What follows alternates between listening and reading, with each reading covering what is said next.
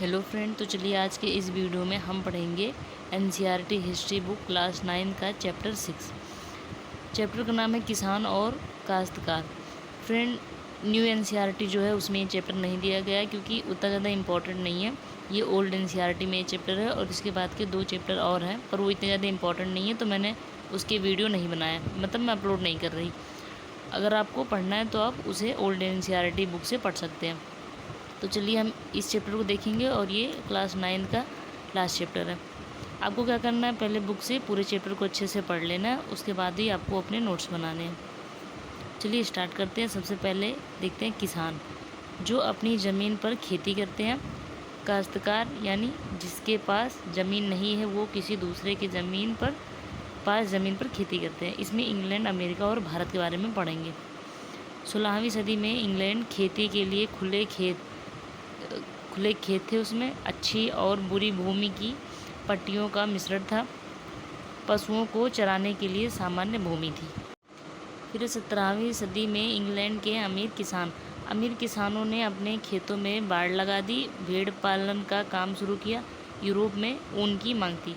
Europe में ऊन की मांग बढ़ी थी, जिसकी वजह से जितने भी अमीर किसान थे उन्होंने भेड़ पालना शुरू कर दिया।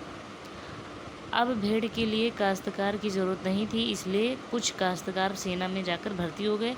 काश्तकार के पास फसल उगाने के लिए बहुत कम ज़मीन बची। 18वीं सदी में फ्रांस के नेपोलियन के साथ इंग्लैंड का युद्ध होता है, जिससे अनाज की मांग बढ़ गई। अनाज की मांग थी उसके बढ़ने के 2 कारण थे। जैसे सेना के लिए अनाज की ज़रूरत थी, दूसरा यूरोप में जो अनाज आता था वो युद्ध के कारण इंग्लैंड में ही रुक गया। इस मांग के होने से अमीर किसानों ने भेड़ को हटा दिया और खेतों में फिर से अनाज उगाने लगे।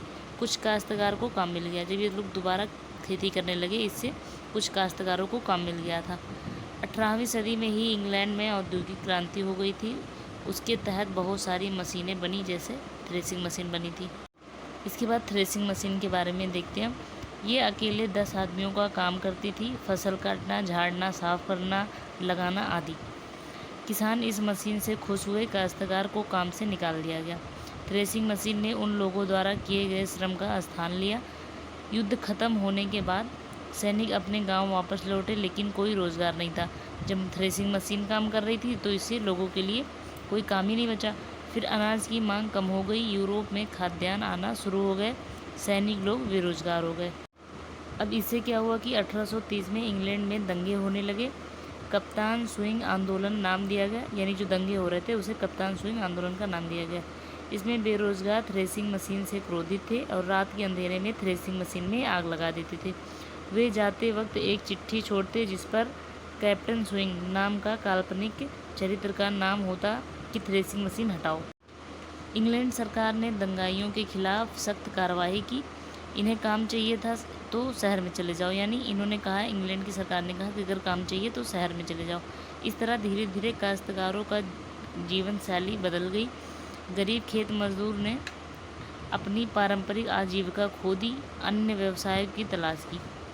वे कारखानों में काम करने चले गए। 1616 से 18 शताब्दी में अमेरिका में बसने वाले लोग, यानी जब यहाँ पे काम नहीं मिल रहा था, वो लोग काम की तलाश में बाहर देशों में जाने लगे।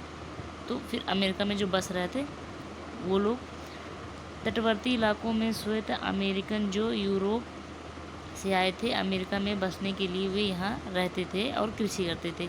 अमेरिका के मूल निवासी, जिन्हें रेड इंडियन कहते हैं, वे अपलाथियन पठार, मिसिसिपी घाटी के जंगलों में रहते थे, यानी जो मूल निवासी थे अमेरिका के। इस चैप्टर को हम लोग ऐसे थ्योरी के टाइप में पढ़ेंगे क्योंकि ज़्यादा इम्पोर्टेंट है नहीं और इसमें थ्योरी ज़्यादा है। फिर 1819 सदी में देखते हैं इसके आगे। 1819 सदी में अमेरिका की जनसंख्या बढ़ी, जिससे अनाज की कीमत बढ़ गई। अब तटवर्ती इलाकों से लोग पश्चिमी की तरफ बढ़ने लगे, वहाँ पेड़ जंगल काटकर खेती करने लगे। फिर अमेरिका की रोटी की टोकरी। 1910 में 40 मिलियन एकड़ गेहूँ और 1919 में 75 मिलियन एकड़ गेहूँ, इसकी डिमांड बढ़ी। फिर यूरोप में युद्ध शुरू हुआ, अनाज की मांग आने लगी। अमेरिका के किसान ने खूब अनाज बोया, ज़मीन की भी गुणवत्ता घटने लगी, यानी जब बहुत ज़्यादा खेती होने लगी तो जो वहाँ की ज़मीनें थी उसकी उपजाऊ गुणवत्ता वो कम होने लगी। अधिक खेती से ज़मीन भी खराब हो गई, कुछ उगाना मुश्किल हो गया। युद्ध के बाद कोई निर्यात बाजार नहीं रहा, अनाज के भाव गिर गए, धूल भरी आंधी आम हो गई। इस सब को सही करने में अमेरिका को पूरे 100 वर्ष लगे थे। फिर अमेरिका की रोटी की टोकरी धूल के कटोरे में बदल गई, यानी ये कहा जाने लगा कि जो अमेरिका की रोटी की टोकरी थी वो धूल के कटोरे में बदल गई थी। इसके बाद आता है 18वीं सदी में इंग्लैंड के लोगों को चाय पीने की आदत हो गई। चाय की पत्ती चीन से आती थी। इंग्लैंड चीन से बड़ी मात्रा में चाय का आयात करता था। चीन के सम्राट ने कहा कि चाय पत्ती के बदले दौलत दो, लेकिन इंग्लैंड व्यापारी चाहते थे कि चाय पत्ती के बदले सामान दें, पर चीन सम्राट ने मना कर दिया। यानी चीनी सम्राट ने कहा कि हमें चाय पत्ती के बदले दौलत ही चाहिए।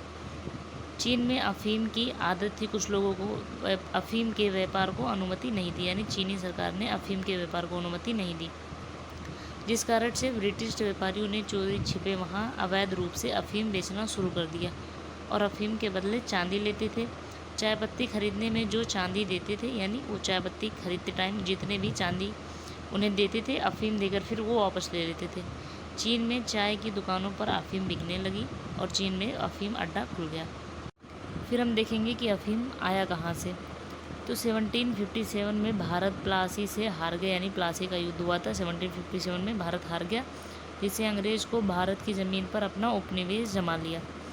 किसानों को गेहूं, चावल आदि फसल उगाने से मना किया गया, केवल अफीम की खेती करने के लिए कहा गया। अफीम को बड़े बड़े शहरों में ले जाते और जहां अफीम के कारखाने थे, यानी जैसे पटना में अफीम के कारखाने थे। फिर है कि अफीम के आंकड़े 1765 में 500 पेटी अफीम इंडिया से चाइना जाता था। फिर 1870 में 50,000 पेटी और 1870 से अफीम के व्यापार पर अंग्रेज़ों ने कब्जा कर लिया। 1820 के दशक में मध्य भारत और राजस्थान की रियासत अफीम उगाना शुरू किया। उन्होंने काफ़ी उत्पादन किया और चीन के साथ स्वतंत्र व्यापार शुरू किया। इससे क्या हुआ, अंग्रेज़ों ने इसे अवैध माना और फसलों को नष्ट करने का आदेश दे दिया। जब तक अफीम का व्यापार चला तब तक ब्रिटिश सरकार, किसान व व्यापारियों के बीच संघर्ष जारी रहा। फिर हम पूरे चैप्टर का कंक्लूजन देखेंगे इसमें। जैसे पहले इंग्लैंड, अमेरिका और भारत में किसानों की कहानी अलग अलग है लेकिन समान भी है। अमीर किसानों ने आर्थिक रुझानों का पालन किया, ऐसी फसल उगाई जिससे लाभ हुआ। मंदी के दौरान या मशीनों के कारण काश्तकार और छोटे किसानों पर प्रतिकूल प्रभाव पड़ा। काश्तकार ने अपनी पारंपरिक आजीविका खो दी, यानी मशीनों के आने से किसानों की, काश्तकारों की जो रोज़गार थे वो छिन गए, जिससे ये लोग कुछ दूसरे व्यवसाय के लिए अलग अलग शहरों में जाने लगे और अपनी जो पारंपरिक आजीविका थी यानी कृषि करना, उसको खो दिया। फिर छोटे किसान अपने भू स्वामित्व खो बैठे, वे शहरों के कारखाने के मजदूर बन गए। तो चैप्टर एंड हो गया। मैं आपको पूरे नोट्स दिखा देती हूँ। ये क्लास 9 NCERT बुक का लास्ट चैप्टर था, यानी ये चैप्टर जो है वो ओल्ड एडिशन का है। जो न्यू NCERT का है वो उसमें 5 ही चैप्टर था। इसके बाद के 2 चैप्टर बचे हैं, अगर आप पढ़ना चाहो तो बुक से पढ़ लीजिएगा। आपको क्या करना है, वीडियो को पॉज कर लेना, उसके बाद ही आपको अपने नोट्स बना लेने हैं। अगर आपको नोट्स की PDF चाहिए तो डिस्क्रिप्शन बॉक्स में लिंक है, आप उसको ओपन करिएगा। फिर मेरे पास नोटिफिकेशन आएगा, मैं उसको अलाउ करूँगी, तभी वो दोबारा ओपन करिएगा और जो PDF है वो आपको मिल जाएगा। इसके बाद से मैं क्लास 10th NCERT जो हिस्ट्री बुक है उसके सारे चैप्टर्स अपलोड करूँगी। आपको क्या करना है, वीडियो को लाइक करना है, कमेंट करना है, कमेंट करके मुझे बताने हैं, शेयर करने हैं और चैनल को सब्सक्राइब करना है।